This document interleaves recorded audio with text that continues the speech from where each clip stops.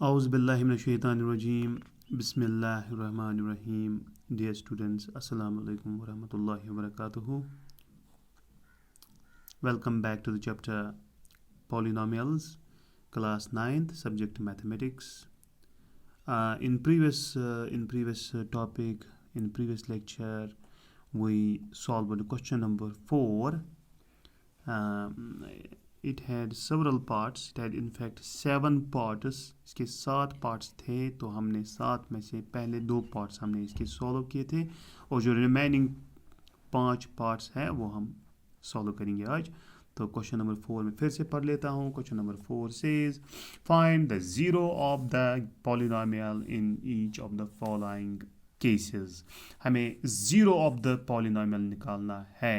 यानी zero of the polynomial का मतलब हुआ वेरिएबल का वो वैल्यू जिससे पॉलिनोमियल जीरो बन जाए. फिर से मैं आपको कहता हूं कि जीरो ऑफ द पॉलिनोमियल का मतलब हुआ वेरिएबल का वो वैल्यू जिससे पॉलिनोमियल जीरो बन जाए. तो चलिए मैं पहला पार्ट कर लेता हूं, तो आपको खुद समझ में आ जाएगा कि हमें क्या करना है.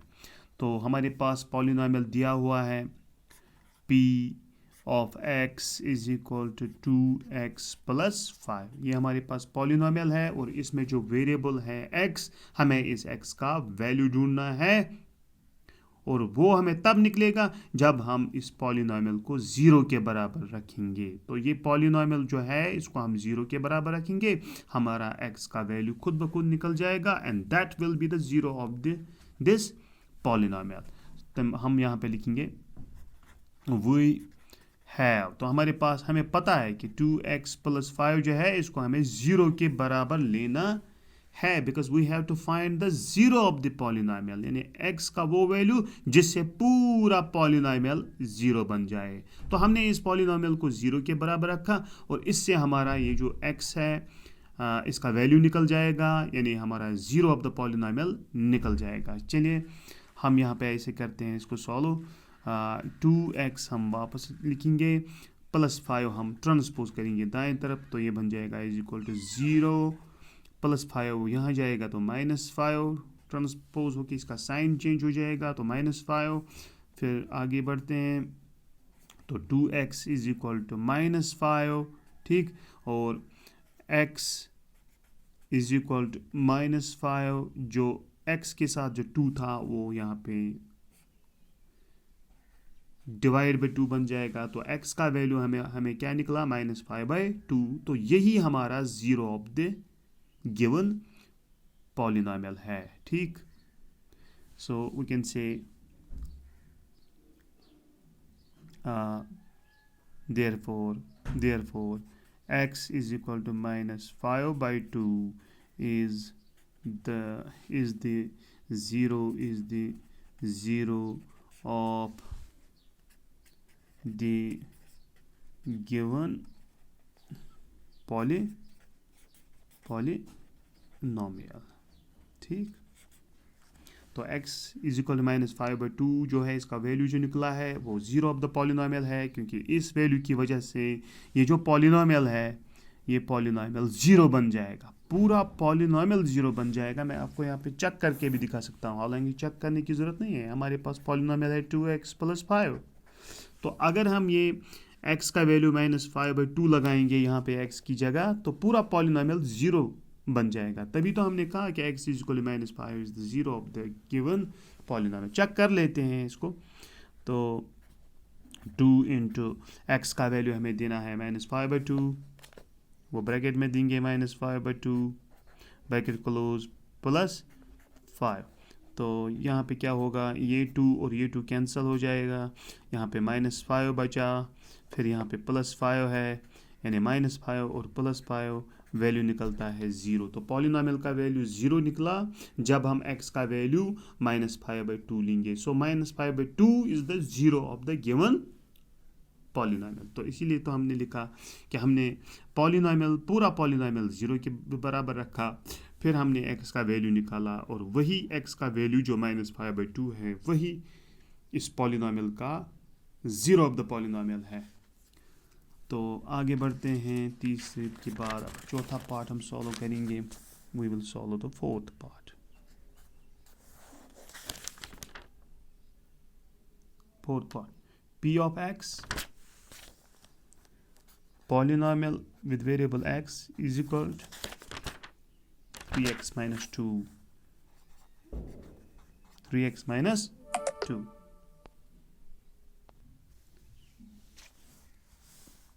तो चलिए यहाँ पे इसको सॉल्व कर लेते हैं. जीरो ऑफ द पॉलिनोमियल ढूंढेंगे, तो इसको वापस लिखेंगे. p of x is equal to 3x minus 2. ठीक, तो जीरो ऑफ द पॉलिनोमियल निकालना है, यानी वेरिएबल का वो वैल्यू जिससे ये पॉलिनोमियल ज़ीरो बन जाए. तो हमें क्या करना है कि ये पॉलिनोमियल जो है इसको ज़ीरो के बराबर रखना है. We have 3x minus 2 is equal to 0. तो इससे हमारा x का वैल्यू निकल जाएगा. तो हम लिखेंगे 3x इज इक्वल टू 0 और माइनस 2 ट्रांसपोज हो जाएगा तो प्लस 2 बन जाएगा.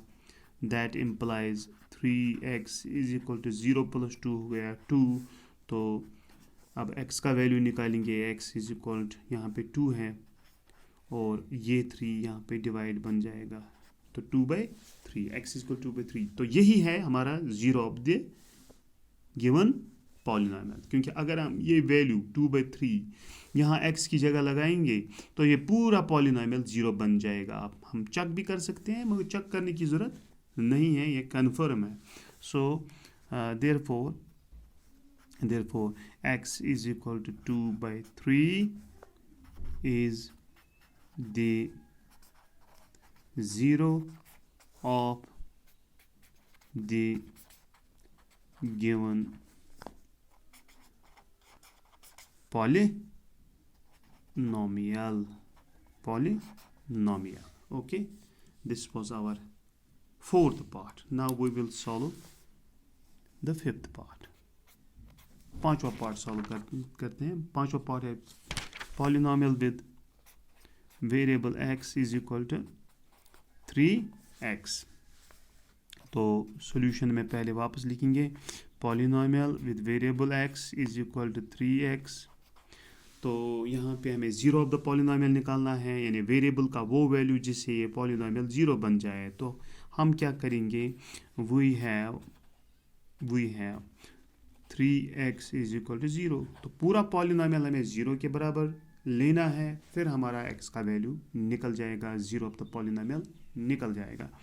तो हम इसको सॉल्व करते हैं, which implies x is equal to 0 और ये जो 3 है ये डिवाइड बन जाएगा, यानी 0/3 और x इज इक्वल टू 0/3 का मतलब हुआ 0. तो ये जो x का वैल्यू 0 है, यही इस पॉलिनोमियल का जो 3x है इसका जीरो ऑफ द पॉलिनोमियल है. यानी x इज इक्वल टू 0 जो है, x का वैल्यू जो 0 है, अगर हम इसमें लगाएंगे तो ये कन्फर्म 0 बन जाएगा, पॉलिनोमियल 0 बन जाएगा. ये तो हम खुद भी देख सकते हैं.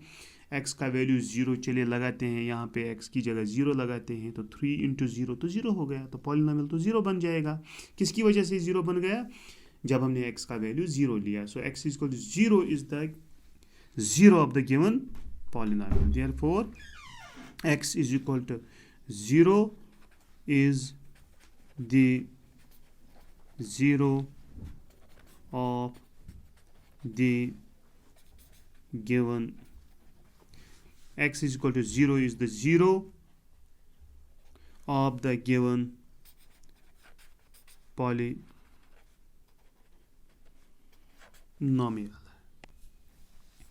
अब हम सिक्स्थ पार्ट सॉल्व करेंगे. सिक्स्थ पार्ट हमारे पास है, देखते हैं सिक्स्थ पार्ट क्या हमारे पास है. सिक्स्थ पार्ट है polynomial with variable x. Polynomial with variable x is equal to ax comma a should not be equal to 0. a should not be equal to 0. तो सॉल्यूशन में हम इसको वापस लिखते हैं. Polynomial with variable x is equal to ax. तो हमारे पास पॉलिनोमियल है ax और a का जो वैल्यू है वो 0 नहीं है, ए का वैल्यू 0 नहीं है। तो पॉलिनोमियल हमारे पास ए एक्स है, हमें इसका ज़ीरो ऑफ द पॉलिनोमियल निकालना है। तो कैसे निकालेंगे? हम लिखेंगे we have a x equal to 0। तो पूरा पॉलिनोमियल हमें 0 के बराबर रखना है। तो इससे हमारा x निकल जाएगा, x is equal to 0 by a, और इसका मतलब हुआ x is equal to 0, x is equal to 0। तो हम लिखेंगे therefore x is equal to 0 is the 0 of the given polynomial. x जो 0 के बराबर हमें निकला, यही इस पॉलिनोमियल का ज़ीरो ऑफ द पॉलिनोमियल है, क्योंकि इस वैल्यू से यानी x इक्वल टू 0 अगर वैल्यू हम यहाँ x की जगह लगाएंगे तो पूरा पॉलिनोमियल 0 बन जाएगा। चलिए चेक भी करते हैं, x इक्वल टू 0, तो x की जगह अगर 0 लगाया, a इंटू 0 हो गया 0, ये पॉलिनोमियल 0 बन जाता है। तो सिक्स्थ पार्ट अब हम सॉल्व करेंगे। सिक्स्थ पार्ट है हमारे पास, आखिरी पार्ट है, सिक्स्थ नहीं सेवन्थ पार्ट है, सॉरी सेवन्थ पार्ट है। Polynomial with variable x, polynomial with variable x is equal to cx plus d comma c not equal to 0, c not equal to 0, c not equal to 0 comma c d r real numbers are real numbers। तो हमारे पास polynomial है सी x plus D. हमें लगता है कि यहाँ पे 3 वेरिएबल है, सी भी वेरिएबल है, एक्स भी वेरिएबल है और डी भी वेरिएबल है, मगर अगर हम गौर से देखेंगे सिर्फ हमारे पास वेरिएबल जो है वो एक्स है। सी और डी जो है यहाँ पे लिखा हुआ है कि सी और डी दोनों रियल नंबर्स हैं, ये दोनों रियल नंबर्स है सी और डी। हमें पता है रियल नंबर्स कौन होते हैं, रियल नंबर्स में आते हैं natural numbers, whole numbers, integers, rational numbers, irrational numbers. तो यहाँ पे बी रियल नंबर है सी की जगह और डी की जगह भी कोई रियल नंबर है। हाँ, ये ख्याल रखना है कि सी 0 के बराबर नहीं है। अब हमें वैल्यूज़ तो ट्रांसफ़र नहीं करने हैं, अलबत्ता हम ऐसे कर सकते हैं कि पहले इसको वापस लिख लेते हैं। Polynomial with variable x is equal to c x plus d. ठीक, तो ये पूरा पॉलिनोमियल जो है ये हम 0 के बराबर रखेंगे। तो हम लिखते हैं we have c x plus d is equal to 0, जिसका मतलब हुआ c x is equal to 0 minus d. ठीक, 0 माइनस डी। उसके बाद लिखेंगे हम x इज इक्वल टू या c x is equal to minus d, which implies x is equal to minus d. तो ये c यहाँ पे डिवाइड बन जाएगा। तो x किसके बराबर निकला, माइनस डी बाई सी। तो यही इसका 0 ऑफ द गिवन पॉलिनोमियल है। इस पॉलिनोमियल का अगर हम 0 ऑफ द पॉलिनोमियल निकालेंगे तो वो है minus d by c. Therefore x